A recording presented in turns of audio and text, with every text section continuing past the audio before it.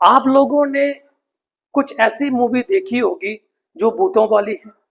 कुछ लोग डर जाते हैं और कुछ लोग उसे एंजॉय करते हैं। और फिक्शन में इस मूवी से भी एक कदम और कुछ सालों पहले मूवी आई थी जो ज़ोंबी के ऊपर बेस्ड थी। जी हाँ, आपने देखा होगा उस मूवी में लोग किसी डेडली वायरस से इन्फेक्ट हो जाते हैं, मर जाते हैं और मरने के बाद वो फिर से आम इंसानों की तरह चलते हैं, बट उनका बिहेवियर बिल्कुल भी नॉर्मल नहीं होता। अब वो चल रहे हैं as good as dead bodies.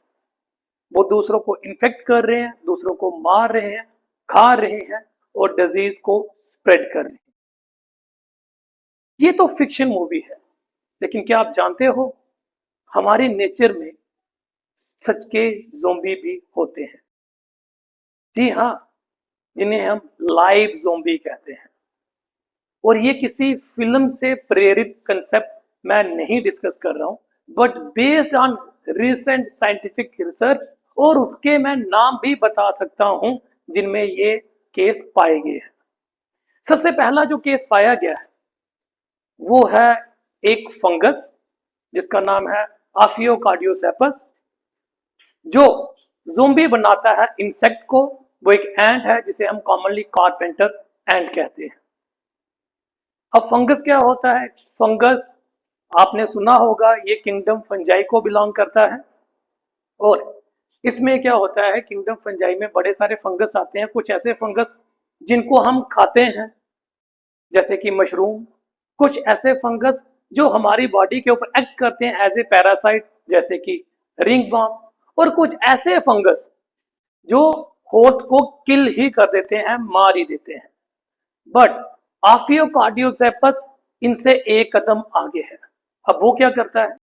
आफियोकार्डियोसेपस अपने होस्ट को सिर्फ मारता ही नहीं, बट उनको किल करने के बाद उनकी बॉडी को एज ए ज़ोंबी भी बना देता है।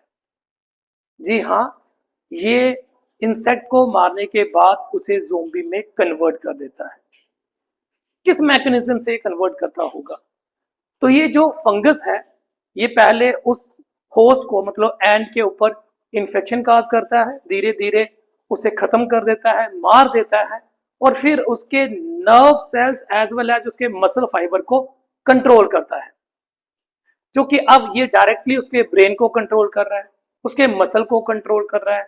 अब ये जो डेड इंसेक्ट है ये चलना शुरू कर देता है। और ये जो फंगस है ये इंश्योर करता है कि जो कारपेंटर एंट है, जो कि अब ज़ोंबी बन चुकी है, ये हिली एरिया में काफी ऊंचाई पर जाए। जब ये काफी ज्यादा ऊंचाई पे जाती है तो ये ऊंचाई वाला जो एरिया है ये आफियोकार्डियोसेपस फंगस के लिए फेवरेबल जगह होती है, जहां पर ये स्पोर प्रोड्यूस करता है और उसके डिस्पर्सल को इंश्योर कर देता है ताकि उसका सर्वाइवल बढ़ सके। तो यकीन मानो कि ये फंगस कैपेबिलिटी रखता है लिविंग ऑर्गेनिज्म को मारकर उसे ज़ोंबी में कन्वर्ट करने के लिए। अब दूसरा जो केस आता है वो इससे भी एक कदम और अद्भुत है। ये जो केस है ये एक वास्प के ऊपर बेस्ड है जिसे ज़ेटिपोटा वास्प कहते हैं। और ये ज़ेटिपोटा जो वास्प है ये एक्ट करता है स्पाइडर के ऊपर, जिस स्पाइडर को हम अनिलोसिमस कहते हैं। नॉर्मली जो स्पाइडर है ये ग्रुप में रहता है, जहां बड़े सारे स्पाइडर है वहीं पर रहता है, वहीं पर ये जाल बुनता है, प्रे के ऊपर फीड करता है और आराम से अपनी लाइफ गुजारता है।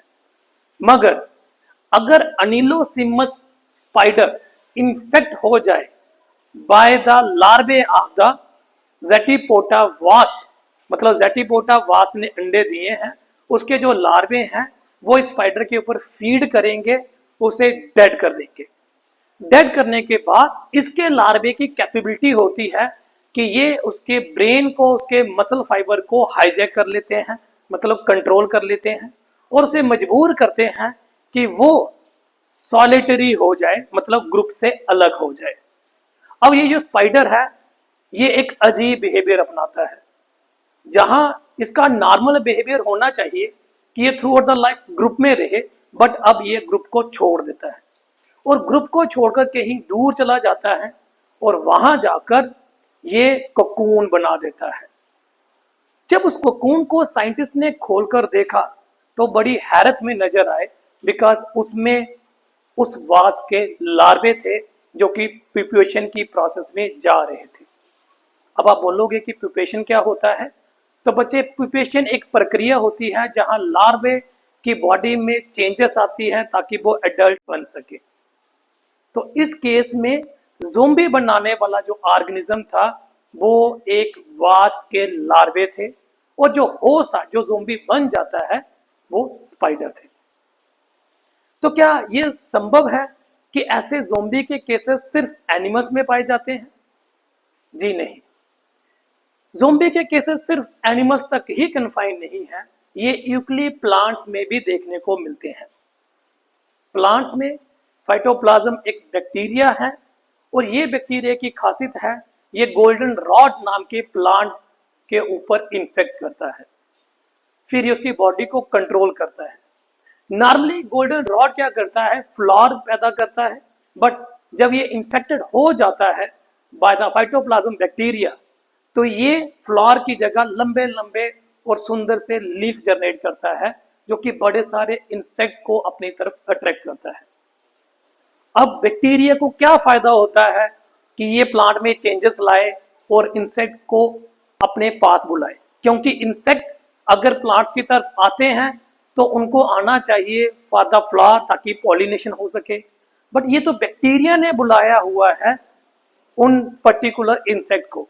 ये इसीलिए क्योंकि आपने सुना होगा बैक्टीरिया भी डिवाइड करते हैं, स्पोर बनाते हैं, और ये जो स्पोर्स हैं ये उस इंसेक्ट के ऊपर लग जाते हैं और बाद में ये इंसेक्ट फ्लाई जहां करते हैं उस स्पोर की डिस्पर्सल हो जाती है और बैक्टीरिया एक जगह से दूसरी जगह फैल जाते हैं। तो ये कुछ 3 एग्जाम्पल मैंने आपके सामने रखी है जिनको हम लाइव ज़ोंबी की कैटेगरी में डालते हैं। ऐसे ही कुछ वायरस भी होते हैं जो एनिमल की बॉडी को कंट्रोल करते हैं और बाद में उनकी बॉडी को लाइव ज़ोंबी में कन्वर्ट कर देते हैं। सो आज का वीडियो बनाने का एक मेन कारण था ताकि आप फिक्शन दुनिया से बाहर निकलकर ये मत सोचें कि जो हमने देखा ये सिर्फ फिक्शन का ही हिस्सा था। आपको डे टू डे लाइफ में ज़ोंबी वाले इंसिडेंट देखने को मिल सकते हैं। That was all about today's topic, that is live zombie.